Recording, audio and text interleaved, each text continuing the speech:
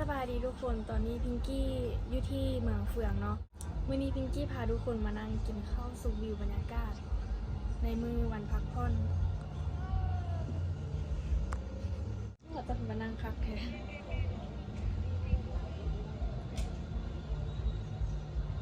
พื้นน้ำดิคือสมมติเราปลูกกับบนหัวเลยมาพื้นเลยแต่บุมีป่าเนาะโคตรดีเลยเบื้องไหมแบบอันนี้มันจะเป็นเงินแท้แต่ละหลังคือตามแคมน้ำถ้าตอนเช้านี่สิคักกว่าเพราะว่ามันมีพระเนาะเขาเจ้ามาใส่บาตรแต่เช้านะโคตรงามเลยทุกคนน่าจะมีหมอกน้ำที่บอกนั่งหนึ่งนะพยายามตก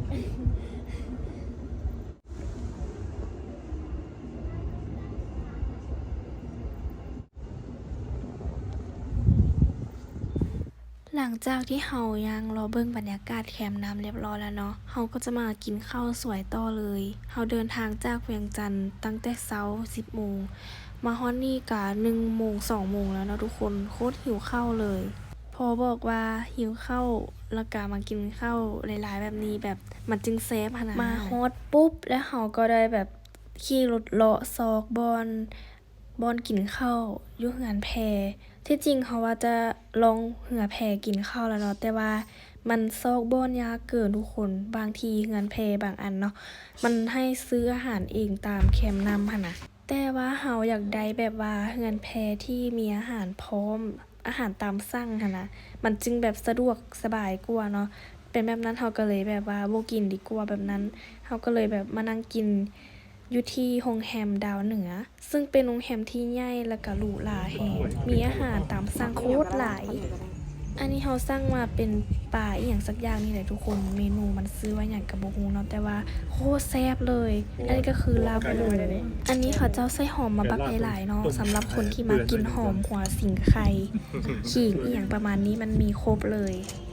อันนี้ก็คือกุ้งทอดกระเทียมหรือเปล่าวะแม่นแหละทุกคนอันนี้ก็คือทอดหมูแซ่บคือกันเนาะยังบ่ได้กินจักคำซ้ำว่าอีหลีได้ทุกคนพิงกี้แบบขากินอื่นนะบ่ได้กินเลย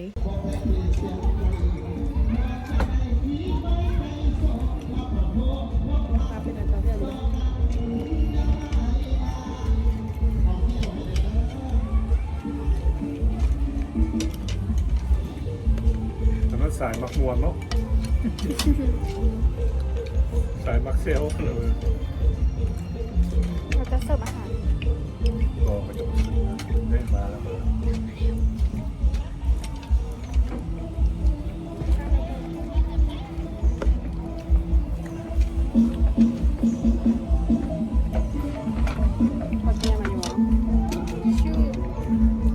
ทางนี้เขาทำที่เรือครับนะ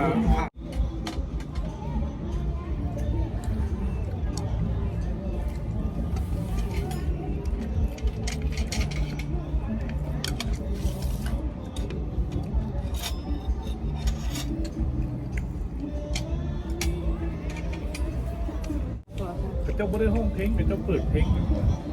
กินข้าวอิ่มแล้วก็มานั่งลิ้นต่อเนาะให้มันคุ้มกับการเดินทางมาเย็นแหวนบอกดูพี่ก็อยากเห็นน้ำดูพี่ก็อยากเห็นน้ำมูก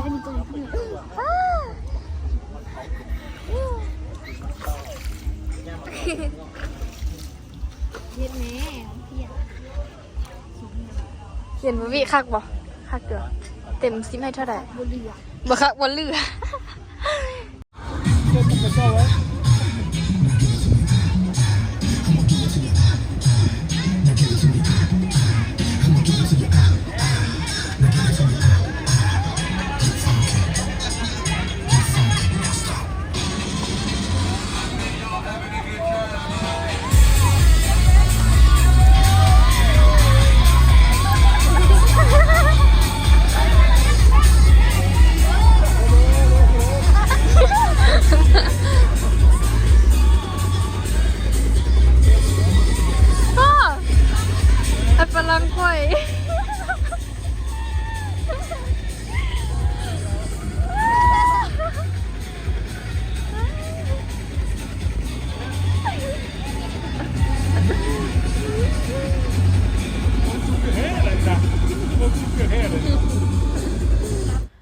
บอที่พิงกี้นางนี้ก็จะเป็นเฮือนแพเป็นห้องพักของทางโรงแรมดาวเหนือคือกันเนาะซึ่งโรงแรมนี้มันใหญ่อีหลีทุกคนทั้งมีอยู่น้ำแล้วก็อยู่โรงแรมปกติที่แบบว่าอยู่ถึงคันก็มีเนาะสำหรับไผที่บ่อยากนอนอยู่ไกลนำเนาะย่านจังซี่นะแบบตื่นเช้ามาแล้วเอ้าค่อยไปอยู่ไสเนาะมันก็มีแบบตาย้านแล้วก็แล้วแต่คนจะมักเนาะ ได้มาทั้งทีเขาก็ต้องถ่ายรูปแหล้วเนาะนี่ก็คือรูปที่ออกมาเนาะก็คือแสงโคตรงามเลย อันนี้แสงประมาณ3 โมง 4 โมงเนาะงามแฮงอันนี้เรือแพคาราโอเกะที่เขาเจ้ากินลองน้ำเนาะเป็นตะมวนคัก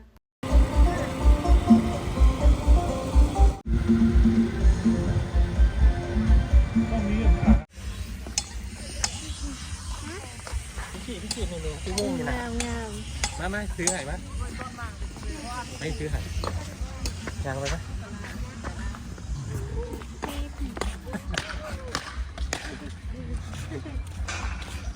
แต่พี่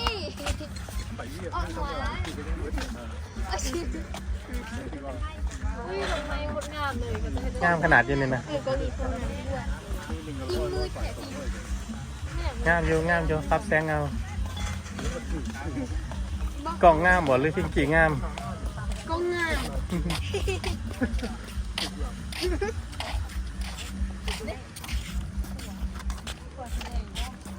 โอ้เป็นยางอยู่ขั้วสีแดงอีก